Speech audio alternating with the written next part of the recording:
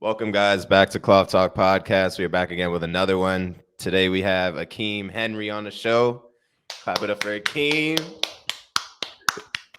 Yeah, sir. what's up? What's up? CEO of Riches and Royalty. He'll talk to us about entrepreneurship and all the things that he's doing today. Thanks for being on the show, Akeem. Thank you guys. Thank you for having me. It's a pleasure to be on here. Of course, man. So tell the people a little bit about yourself, who you are, and what you do. Okay, so my name is Akeem Henry. I'm the owner of Riches and Royalty Clothing.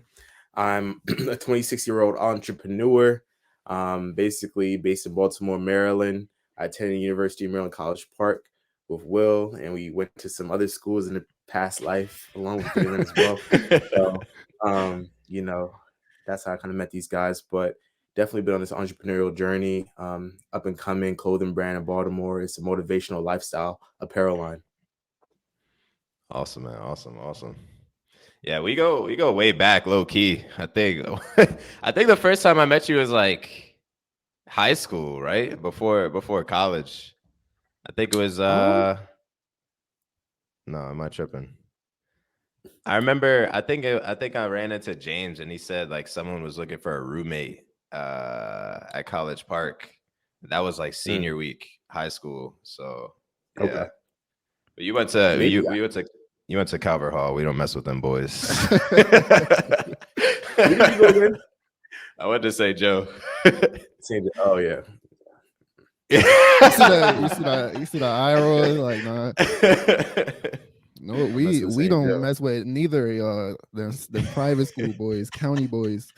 That's Mm-mm-mm. awesome. So tell us how'd you get the idea to start with Riches and Royalty, and where did it originate from, and how'd you come up with the idea?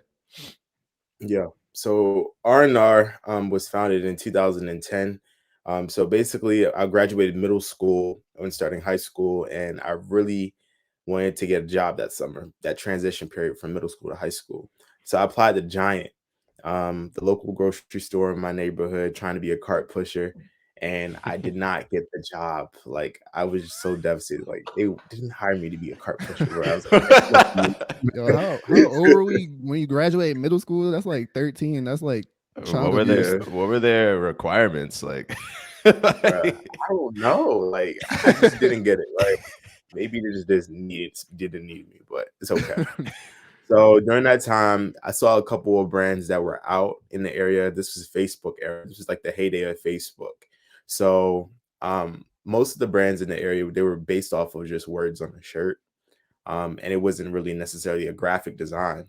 So I wanted to create a clothing brand that had like a loud, bold graphic that would be easily noticeable and resonate with the community. So I came up with a catchy name, Riches and Royalty, because that's what I wanted at the time. I wanted riches and I wanted the royalty. And I felt like a lot of people could resonate with that phrase, and it's kind of catchy because you could say R&R for short. And Mhm. then when I got to high school, officially, I started like brainstorming the idea more with some of my friends in the cafeteria, and I was able to develop my metal pin button. So I didn't start off with a T-shirt, I didn't start off with hoodies or anything like that, but I started off with a metal pin button with my logo on it. And I literally was inside the cafeteria. I had the first generation iPad, and I was sketching up like stick figures of this logo right here, basically with an R going forward, an R going backwards, with the dollar sign and a heart in it. And then one of my friends was like, "Yo, you should put money under it." And then that's where the whole cash stack idea. So shout out to Mike Cox. He helped me with that. But through that process, that's how I was able to start and get the brand out there. That's awesome, man. Starting out small, man. The first baby steps. Baby steps. That's Definitely, cool. That's definitely. crazy though, because like graduating middle school, I was not thinking about entrepreneurship at all. I was just like, shit, I'm gonna go. like we were just talking about this like last week in middle school. We weren't thinking about nothing else but like Call of Duty. Halo 3. Yeah, Right.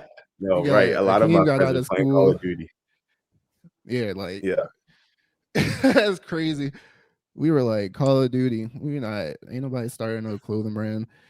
Just But bro, wear like, whatever our cause yeah, parents at get that us. time, you bring up a good point. Cause like at that time, I realized that I really had a strong knack for business, and I wanted to be my own business person. And I knew I was a creative, but I just didn't know like where I was gonna go with it. And but I knew that I always got complimented on how I dressed and how I like put things together. So at that time, I was like, why not? Because like the reason why I kind of always had an entrepreneurial spirit, like especially so early on, was that my mom, she always was a person that was doing fundraisers for the church on the weekends, bringing in money for the banquets by selling raffle tickets and stuff like that and being the top winner. So seeing her always lead the pack at her in her women's ministry to bring in funds for the church, that kind of like ignited my spirit. So when I was doing like fundraisers for school or doing fundraisers, that I used to do the Scholastics book fair, go around and sell the books and Hmm. stuff from the magazine or whatever. Hmm. So that type of stuff I would do, and I would always be the homeroom winner. So I always had that business mindset of just like going out and getting it, but then I always got complimented on how I dressed and how I presented myself. So I just kind of wanted to merge the two, and so that's how I kind of had the idea there too as well back then. That's awesome, man. That's awesome. Yeah, kind of like that organic niche. Like they just like blended the two elements together with the entrepreneurship and the clothing. That's awesome. Mhm. Now, I was see, bro. I always I'm about to say something, then I forget what I'm about to say. I need to start that. I need to start All right. writing stuff down. We got You got, got that early It's all good. amnesia. It's all early onset dementia. good. But no, so um, as an entrepreneur, of course, there's the good, the bad, and the ugly. So within your entrepreneurial journey, has there been any roadblocks or anything bad that has happened? Like, of course, you got riches and royalty together. It's all good, but nobody sees what goes on behind the scenes. Could you tell us a little bit about some of the roadblocks you've had? Yeah, man. So I started the brand in 2010. So it's been 10 years plus worth of different experiences that I've gained over the years by just being in this industry. And one of the memories that stand out to me the most starting out early on, maybe like 4 or 5 years in, is where I basically outsourced started to like so when I first started my brand, I was doing a lot of the work myself of making the shirts and producing it. But Hmm. I realized back then when I was starting to get the demand for this specific type of design that I was selling, I realized I didn't have time to be selling the shirts and making them at the same time. So I wanted to outsource. So I found a gentleman that was recommended to me by my family member, my brother, and I thought, this would be a great person to work with because he comes highly recommended by my brother. And I gave him a batch of shirts, met him, handshake on the deal, brought him my shirts, and told him like I needed the shirts done within this time window. And I reached back out to the guy after we dropped off the shirts and had the deal. And the man disappeared. Like he was nowhere to be found. When I answered the phone, when I called him, he said he's still working on it. He's still getting it done. It was past the deadline. Like it was a whole bunch of excuses. Like it was just so unprofessional.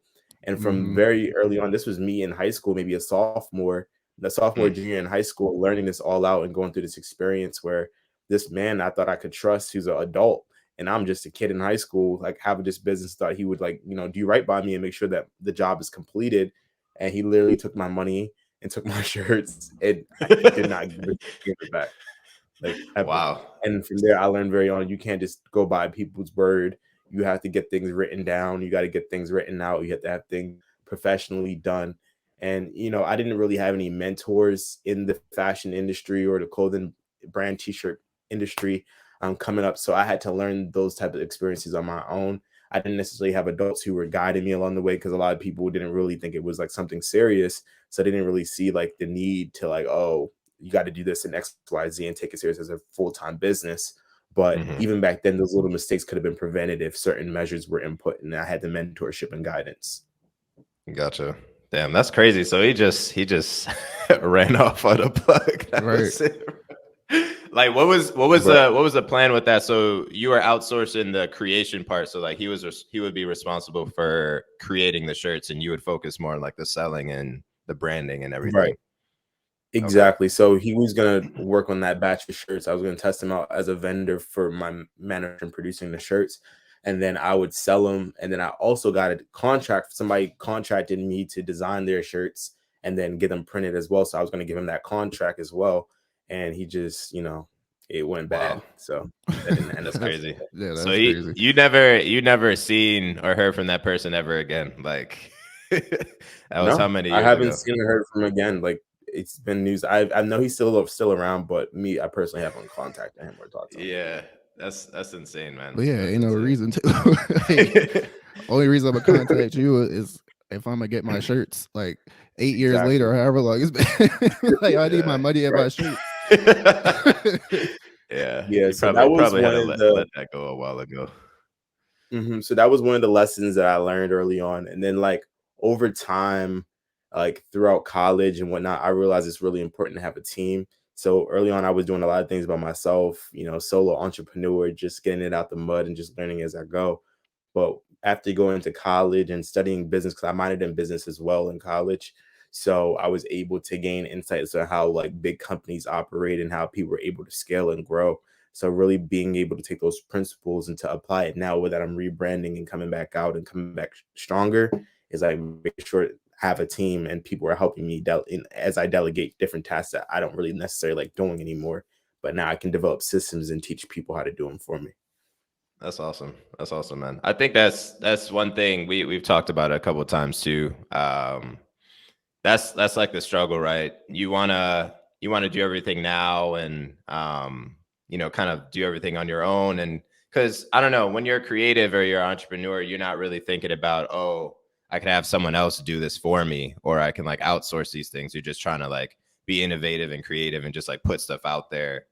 Um, do Yeah. you feel like what's kind of like the most important part when you are trying to like outsource and like get a team, like going through the vetting process and all that stuff? Like how do you make sure that you're successful in like outsourcing some of like the parts of your business to like other people? So for one, I think it's really important for you as the owner or the entrepreneur who's the founder or the founding team, is to make sure that you all are privy and knowledgeable about every aspect of your business. So making sure that you have systems and your procedures of how you want things done so that you can document that and then relay that and train other people who are coming on to the team to be able to do, because you already know how it's supposed to be done and you know how you want it to be done.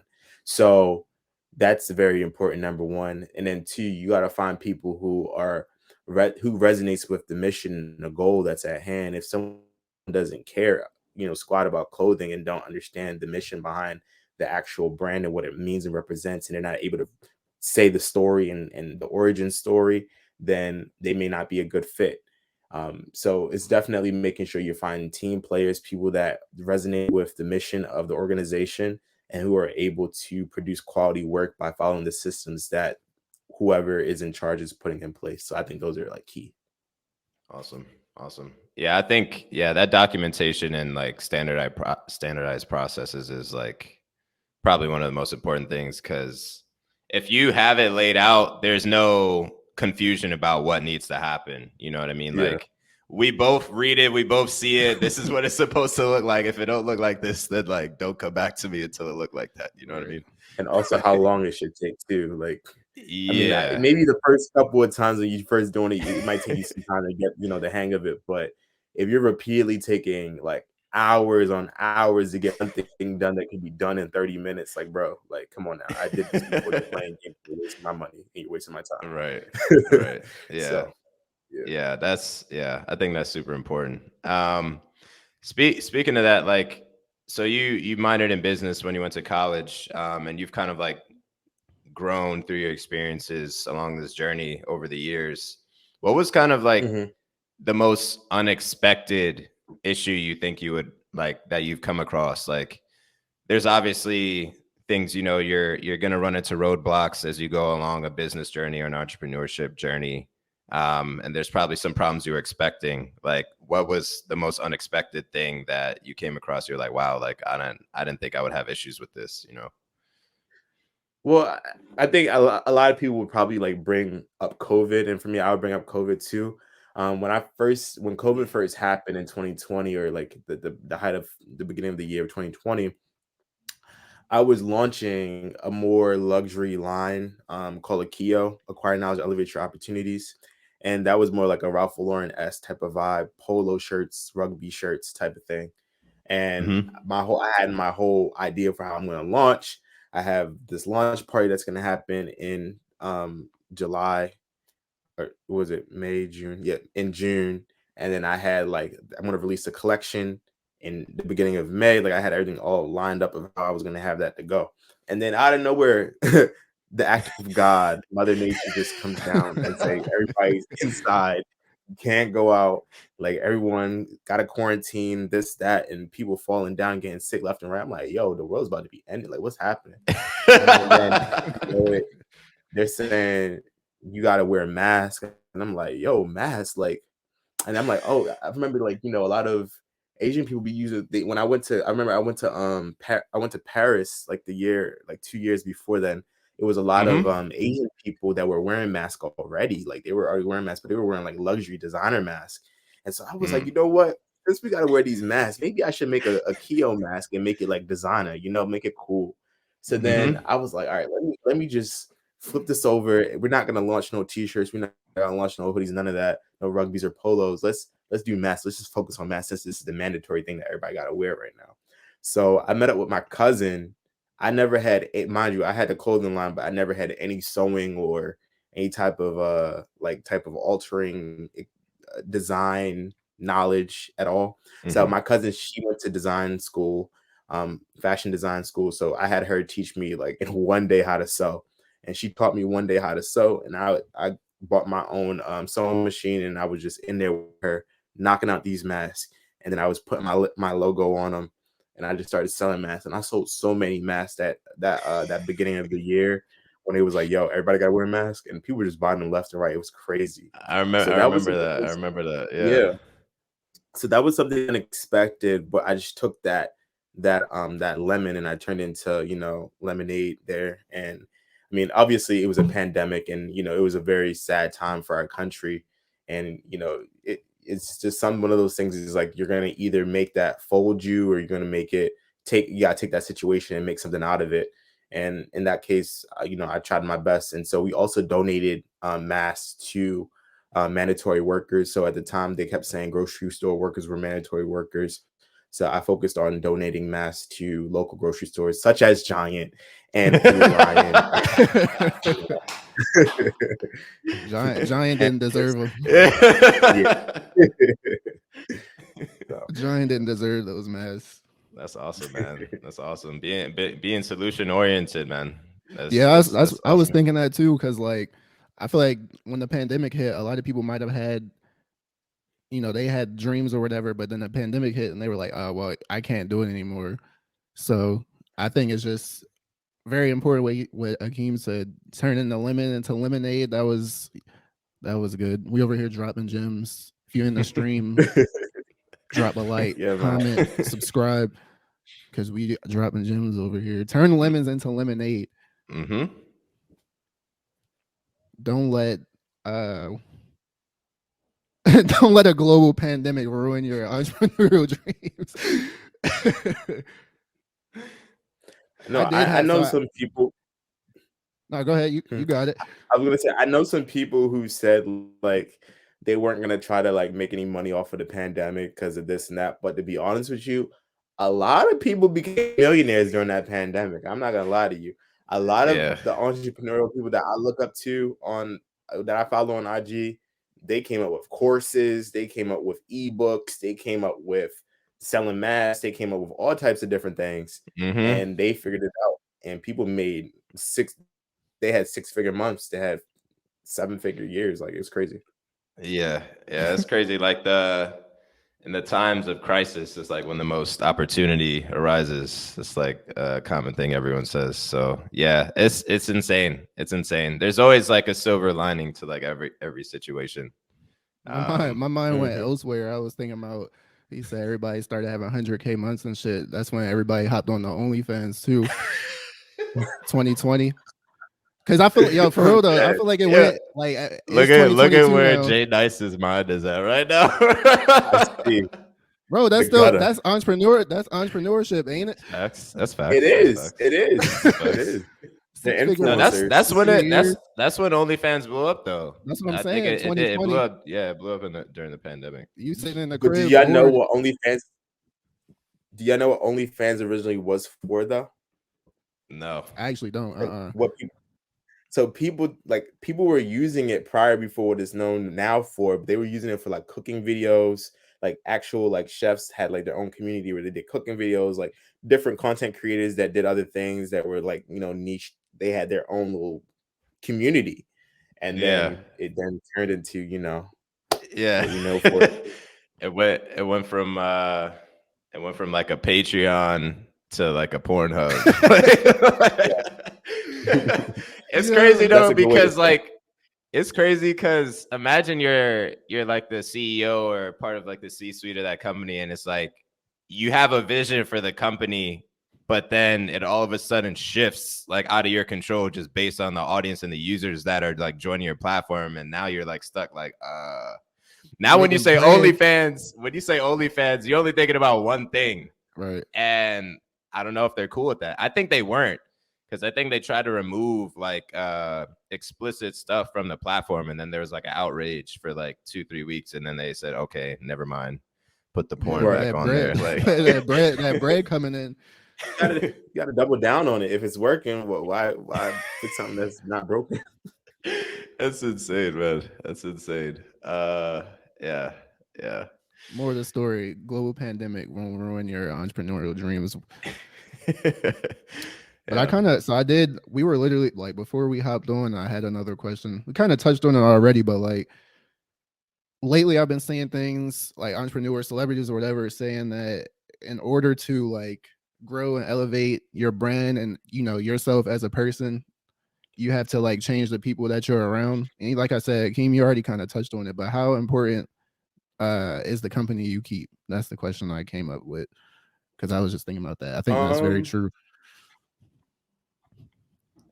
I think it's vital to have a team or friends or a group of circle of people who can relate to whatever industry or grind that you're in. So like for me, it's entrepreneurship, having friends who are supportive with my endeavors, having people who support me and back me in hard moments. So like if I have like right now, I have tons of orders that need to go out right now, but I can't do it all by myself. And if I don't have my regular intern or staff that's available to help, I have to be able to call on, a group of friends or family members to come and assist me with those orders. But I think that's vital as well to have a solid team of people, because at the end of the day, they are going to influence you whether or not you're going to continue to go. Because honestly, there was plenty of times where I wanted to give up and not do R&R no more. But I had friends that like, hey, what is going on? Like, why are you stopping? Like, bring it Yeah. back. Like Yeah. in my ear, King, what's going on? Like, I think you should really do versus like you really had something. Like people really wanted that joint. Like Hmm. you really did something that people wanted. Like you need to bring it back. And just in my ear, just all the time, I'm like, all right, bro, I'm gonna do it. I'm gonna bring it back. Okay. So having those people like that cheer you on and just really in your corner and just really pushing you in the right direction when you don't even sometimes have the confidence to even see that you're supposed to be on, I think is definitely vital, because it's our support systems, the foundation that's going to allow us to be stronger when we face the actual like challenges that come in front of us. That's awesome, man. The fact that you talked about your support system, like bringing you up out of, those thoughts or thinking about quitting and the doubt, that's powerful stuff.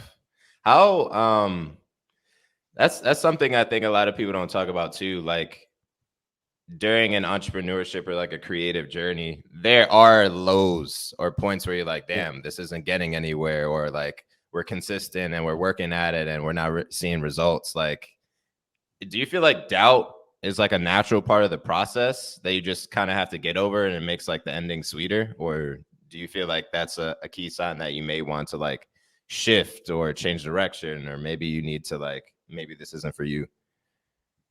So doubt is something that you're going to either cave into or something that you're going to take it and use it to motivate you to get where you need to be, or where you want to be.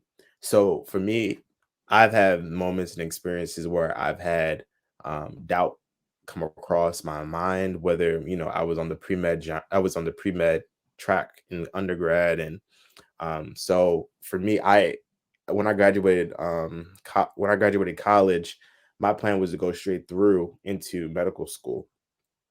And that didn't happen. I got rejected the first time I applied to medical school. And then I decided to do a post-bac, which is like a master's degree or a certificate that you can do after college just to enhance your profile and your application for medical school. So I did that. I did that at a program, and I thought, this program was going to be it. I thought this program was going to get me to where I wanted to be a medical doctor and be in this medical school. And I did everything, bro. I put in the time, the energy, I sacrificed, I moved, I cut off social media. People thought I was pledging. People thought I was pledging the fraternity. No, he's He's he's like, he's speaking facts right now. I did not see Akeem for an extended amount of time, bro. Like he went people, ghost off the grid. people be thinking I'm pledging fraternities and shit because the way how I be disappearing. And it's like, no, I be studying, like I be working. And it's like, it just didn't, like, everything that I did, it just still didn't work. Like I just don't get it, right? Like I did everything that everybody else is doing. And then you get to the point where you start comparing yourself to other people, like, yo, this person's doing the same thing that I'm doing, and they're over there where I want to be, and I'm still over here like in this Mm, precipice, this abyss of pre-med and not like getting into medical school. Like, what's going on? So mhm, it's like, all right, well, maybe God is redirecting you. Maybe God says this is not the path that's really for you, and you're forcing it because it, like, you're smart, and we know you're smart, and you got the grades or whatever, but like maybe this is really just not for you, like, because Mhm. you're doing everything you're supposed to do. That's how I had to start thinking through thinking through all this stuff and like these redirections and these challenges that are coming up. And it's like, all right, what have you always been good at? What have you always found joy in? And it's like the entrepreneurship stuff. Like, you've been hustling as a kid, doing all these things so easily. It comes naturally. Like Jalen said, like nobody's thinking about, like, who's thinking about doing entrepreneurial stuff in middle school? Like, Right. he was already thinking on that level. Like, what if you just double down and just stay focused on this business grind and stay like this thing that you're really good at, and people obviously like your work and they buy it like for a good price. So it's like, mhm, just scale that, focus on it, and just see where it can take you. So that's kind of like how I kind of maneuvered out by sharing that story. I just wanted to say, like, this whole pre-med thing, I was set on it, right? Like, this is what I'm gonna do. But then there was moments of doubt, moments where just failures and rejections keep piling up and piling up. But I kept pushing on, pushing on. But then I realized, like, yo, you still have this one thing that you're really good at. Why not tap into that too? mhm. That's awesome, man. So, do you feel like, I think in summary, it's kind of like you never really know until you know, kind of thing. Like when it's a redirection or when you're kind of like at a fork in the road and you need to make a decision and make a pivot. Yeah. Um, so would you agree that it's kind of like there's like this knowing feeling like you attacked medical school with all your power, you studied, you did everything, but there were certain points where you felt like, okay, maybe I'm getting redirected right here. Like, do you feel like it's just like this internal feeling? You're like, I've done all that I can do. Like I can. Man, I like last year was my breaking point. Last year Mm, was my breaking point where I really felt like I hit that, I'm right now, I'm currently on that journey of like hitting the fork in the road. I'm not at the fork mm, yet, but last year was that moment where like I had to reflect and I had to make a decision. Like, you got to start R&R back again, because you got to see where you can take this thing, because clearly mhm, medicine is not working out right now for a reason, because like you literally gave it your all. Like, I have no regrets. That's the one thing, is like when you are mhm, in this type of situation, you want to make sure that you have no regrets. You want to make sure that you have a feeling of solace knowing that you gave it your all, right? So I know when I did that post back and I did that program, I gave it my all. Like, I sacrificed a lot to be in that program, not only just my energy and time, but monetarily, right? And Mm-hmm. so I wasn't going to do that just to play games. So Right. I knew for myself, like after that experience, if it didn't go where I wanted it to go, I'm going to definitely be looking into other options for things that I know I'm good at as well. So right now we're on that journey. I'm on that journey to approaching that fork, but Mm-hmm. I make sure to give myself the space and the capacity to know that I gave it my all. And that's one thing that I hate is having regrets, knowing that I didn't give it my all. Mm-hmm. Yeah. Yeah, I definitely relate to that, man. I'm kind of I think the same way. So like I don't leave any stone left unturned when I'm like doing something. Like when I commit to something and decide I'm gonna do something, I do it to the max.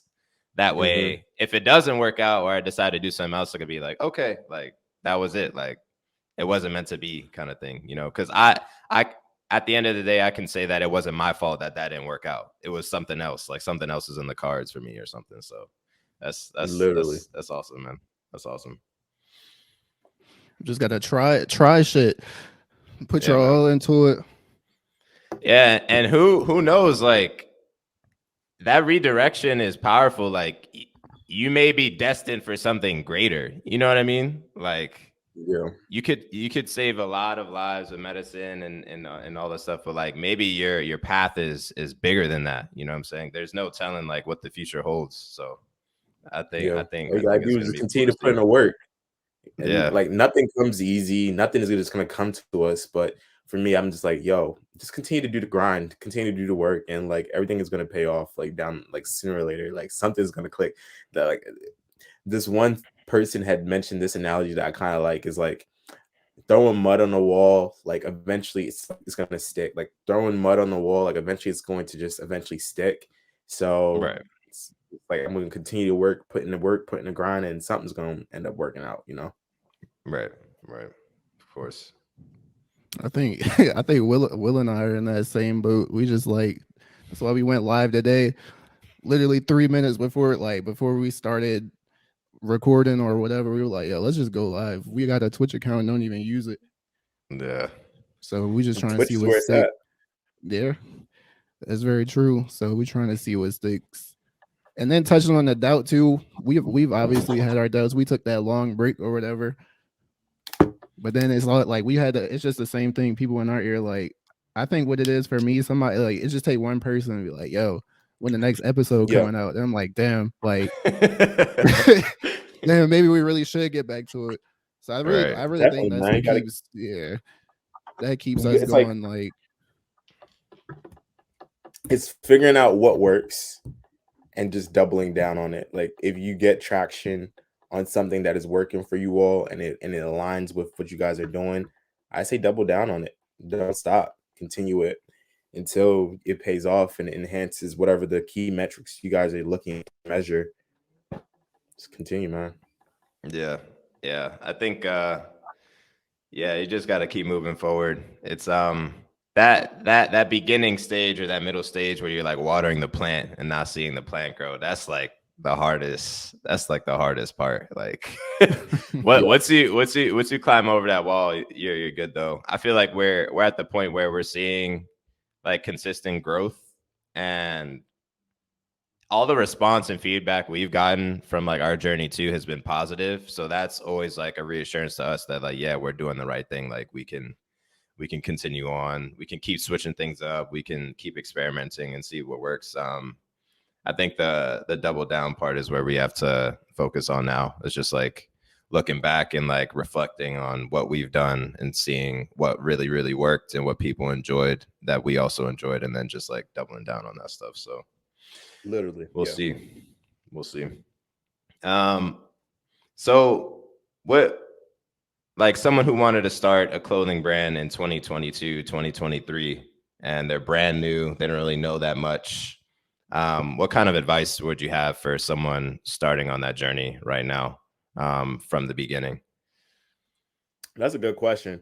I think honestly, right now, because we're in an era of social media, when I first started the brand, back in the day, I did not have Instagram, I did not have a TikTok, I didn't have any of those tools readily available.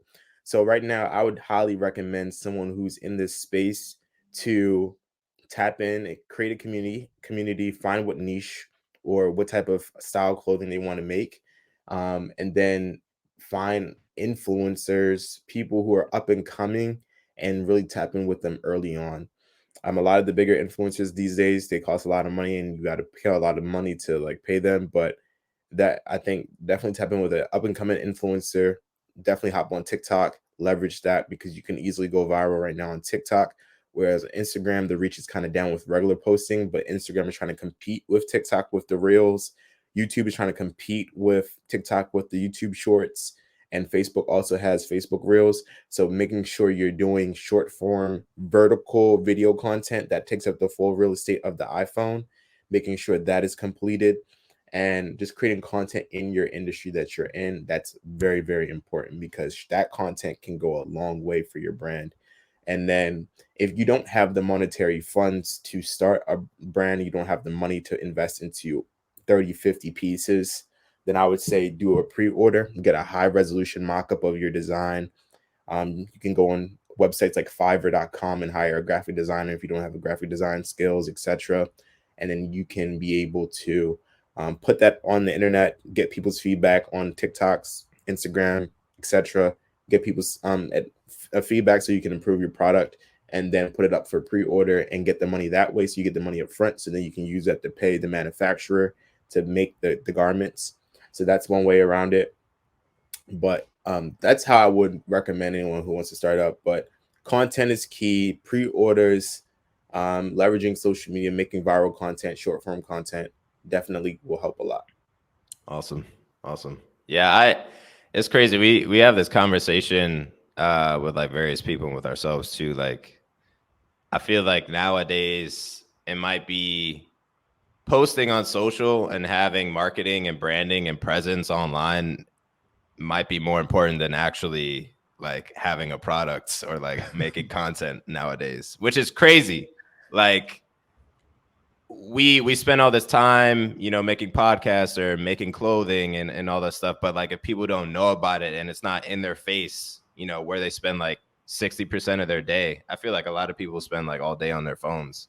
They do. So if you're not appearing in that avenue, people are just not going to know, or they're not going to pay attention.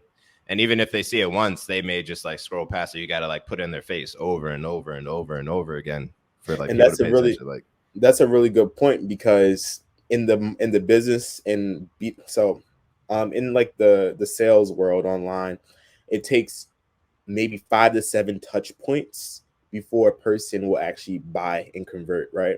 So they have to see something at least 5 times on their timeline, see somebody wearing it, seeing somebody in a video dancing in it, or just seeing a mock-up of the design before they actually make a conversion and go and say, oh, I'm going to go and buy this thing.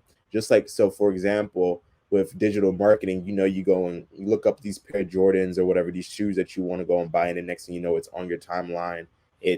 You get an email reminders that you have this thing in your cart, like all these different things. They're following you. Like, why are these people following me? Right. It's retargeting. It's retargeting marketing, and that's what we have to do as business owners in order to make sure the conversion will happen. Is to make sure that we're optimizing the touch points in the back end. So that's also very important, is to make sure you have retargeting if you have the money for it. Run ads to retarget people that visit your Instagram profile or your TikTok page, etc.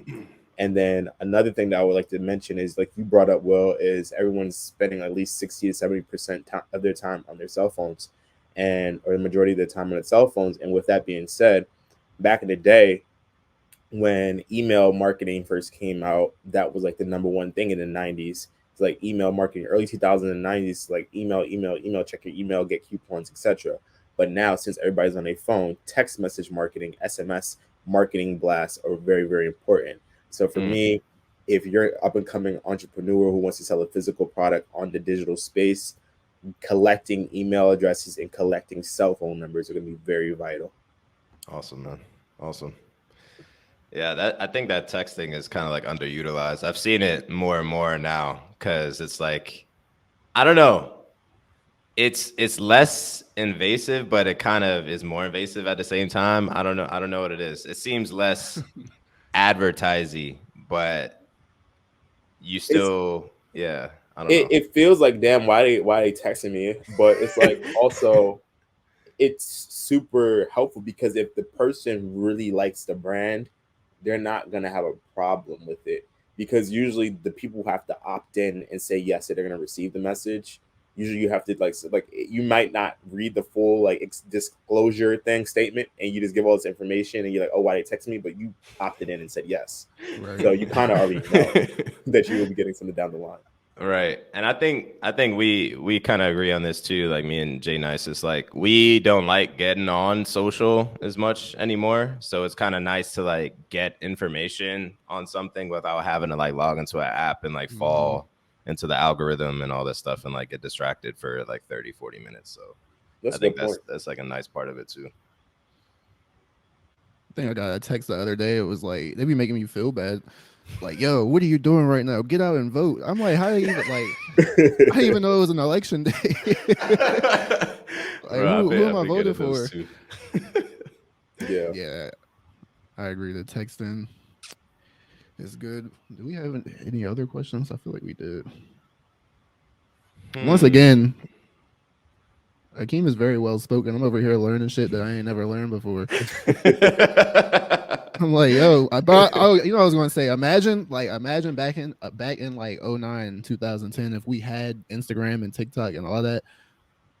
Just imagine that. That'd have been crazy. Even Yeah. with Bro, like the gaming and all that, because we had aspirations of being like, we could have been like FaZe Clan today if we stuck to it. Like we were like, yo, we about to go to the pro tournaments and be a real clan. But imagine we had TikTok, Instagram to post like game clips back then. that's why I Yeah. go so hard right now because Hmm. back then when I first started, I didn't have that at my disposal, and so I was really building organically, and I was able to build up my Instagram to maybe like 2,800 followers or whatever, and like build a little community. But that was all organic. I didn't run ads or anything like that. I didn't find out about ads until maybe junior year of college, and I was so dead set on pre med, so I didn't even know when the ad thing first happened because ads on Instagram were cheap. Like you Hmm. could spend $50 and reach 200,000 people plus Mm, easily. And that would mm. be straight up conversion. Like, straight up conversion. Like, imagine I found all the people that tapped in Baltimore with Riches and Royalty back then during that era and found them in different cities and scaled up like that. I could have been, Gone. I would have been out of bro, there. such a great Instagram. I would have Global. been so rich right now. Yeah. That's insane, man. I speaking of ads, because I think that's something we flirted with too. Like a lot of people talk about building an organic brand and everything, but these huge companies and everyone that we shop from and all that stuff uses advertising, especially digital advertising. Like, is that something you're tapping into now? And do you feel like that's super important? So it's a balance act. It's a balancing act for me because I, I don't have the like huge funding or whatever. I don't have like a big backer or whatever. So I have to be very careful with the balancing act of using ads. I think it's important to have retargeting ads. So if you're able to drive people organically to your page and they come by and they check out your profile or they give you a like or they save a post or etc. or DM your post to somebody else. Now if you have retargeting ads on the back end, now they're gonna start seeing your stuff on their timeline even more. So, like you Mhm. said, increasing the touch points because they already came in. You have to think of marketing and sales when you're trying to sell a product. You think of it as a funnel. So you have the top of the funnel and you have the bottom of the funnel. The bottom of the funnel gets narrower. More people drop off as it gets down, and you're trying to get them to buy that item that you want them to buy. So when I just get them to my Instagram page or get them to my TikTok page, they're at the top of the funnel. They're just getting introduced to the brand. But as I show them more content and we retarget them, they're getting more and more warmer. They're coming down the funnel. They're coming down. Some people may not buy, that's fine, but I have other things that I can use to try to get them to buy by having them sign up for my email list and having them sign up for SMS marketing. So now I'm retargeting them in the back end and they're dwindling down. They're coming down slowly to the bottom of the funnel to eventually buy a shirt or Yeah. whatnot. So ads are very important, but I also think it's very important to also have organic content that are very engaging and ties in with your brand message and concept. And I don't know if you've seen lately, I had I've been going viral all over the place with my Hmm. brand, with these guys from Baltimore. They've been wearing my brand. They're called TTS, Top Tier Shiners. and they've been wearing my clothing in their videos, just dancing, doing the Baltimore Parkite strut dance, and that has gotten millions of views, millions of engagements. Like the analytics. When I look at my analytics and everything, bro, it's crazy. I turn off my notifications on Business TikTok. is booming. I turn off my notifications on TikTok. I turn on my notification on Facebook, Instagram. I can't even look at my phone no more because every day it's just people just chiming in everywhere, and it's like too much. It's overwhelming. Yeah. So that's like very important, is get organic content that works, go viral. When you get a viral moment, you better milk that shit till you can't milk it no more. Yeah, We still wait. We still waiting on that. Trying to go viral. We've had little blips here and there. Like yeah. the algorithm is hard to like appease, bro. Like it's insane. Like each platform, you kind of have to cater to that platform. I don't know if you struggle with that now. One last question before we wrap up. Like, are you posting on your accounts yourself, like, or do you have someone help with that? Because like each platform you gotta kind of tailor it to TikTok, and then tailor it to Instagram, and then put the captions, and then the title, and then like all this stuff. And like, So is that something you're handling on your own, or? I used to handle it on my own, but I got into the point where I can't post consistently and keep up with it. So I have someone that does my social media management, because one thing with me, I think right now it's very important to really create community, and you can do that easily through social media. So when people follow us on Instagram, we're DMing them right away. Hey, thank you for following us. Here's a free discount code that you can go and purchase. I mean, not a free discount, but a discount code of 15% off that you can go and make a purchase on our website. Like immediately just hitting them up after they make that follow, because they're already opting in, like, hey, I like your stuff. Hey, we like what we see. So making them know that, hey, you can go and buy something too. So I think it's very important, like you said, to cater your message and cater your content to each platform. So obviously what works on YouTube, which is the horizontal video content, is not going to work necessarily on TikTok, because YouTube, like the standard YouTube videos, are longer form content. People are going to consume that for 5 or plus minutes or longer. Whereas on TikTok, it's short form, quick, and it needs to be vertical. And then Instagram Reels, same thing. It needs to be vertical. So you got to make sure you're tailoring the content and repurpose. Like it's good to repurpose old content, but you got to make sure it's native to the app that you're using, that you're posting on. Yeah. I feel like that's something we need to tap in with too, because like the posting every day and consistently is like hard to do. Like, I mean, and people have the rules. People have the rules. Like, I don't know if are you familiar with Gary V? Yeah. Gary He's saying now he's like post 4 times a day on every platform. Like, yeah, and it's like, bro, you have a team. You have a huge team that can do don't all post that. nothing. You have a huge team that does all that for you, but like realistically, posting 3 times a day. I tried to do it for at least 3 weeks on TikTok. It was hell. Like I couldn't keep up. Like it was just too much. I was stressed. Yes. I was stressed. We post once a day and be saying the same thing. Bro, I was doing 2 or 3 times a day, and I was just like, bro, I can't do this. This is not sustainable. But if I can outsource that to somebody, maybe it might work. So that's where we're at right now. Yeah. We've been saying it for a while. I think that's something we have to look into too. It's like outsourcing the social posting, because it is a full-time job. Like you said, interacting with people, comments, like creating a community, like making sure each piece of content is tailored to that platform. It's like it's insane, bro. And then if you want to do that every day, it's like it's like every day. People out here doing it though. People out here doing very it. True. We definitely can. We just got to figure it out that makes it fits to our business mode that we got going. Right. So just wrapping up, what's kind of next for Riches and Royalty for the rest of this year in like 2023? We know you're a busy man. You got a lot of stuff going on. You could catch Akeem everywhere, bro. I was just at Towson Mall this past weekend, man. That was our first pop-up shop installation in Towson Mall, and it was a great weekend. So with that being said, we're doing a lot more pop-up shops. My whole thing and mission here is I want to get out into the community, meet people where they are, shake hands, introduce the brand, let them feel the quality of the material, tell them about the brand story, how it got started, so they can really be a part of the Royal family and really get them to get that one-on-one experience. Because we don't just give you a shirt, we give you an experience. You get champagne, You're getting black glove treatment. You're getting a briefcase opened up in front of you. You're getting, handwritten notes to you and all that type of stuff. So we Mm-hmm. really provide a whole experience, and I really like people to connect with people. So look out for more pop-up shops. We're going to be doing Morgan State's homecoming in Baltimore. It's next week, October 8th. And so that's going to be a great time out there connecting with people. And then we're going to also be doing Hampton at the end of October.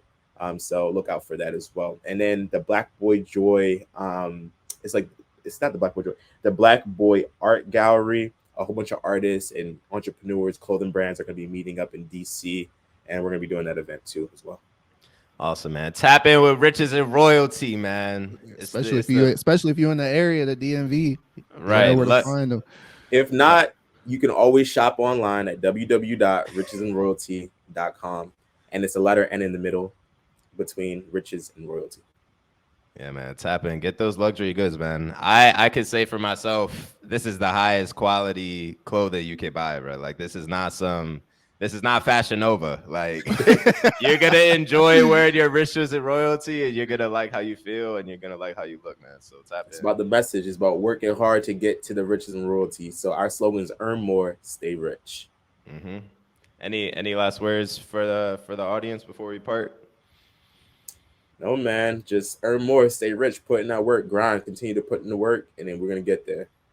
There it is, man. Heard it here first. I don't have no parting words. You heard it.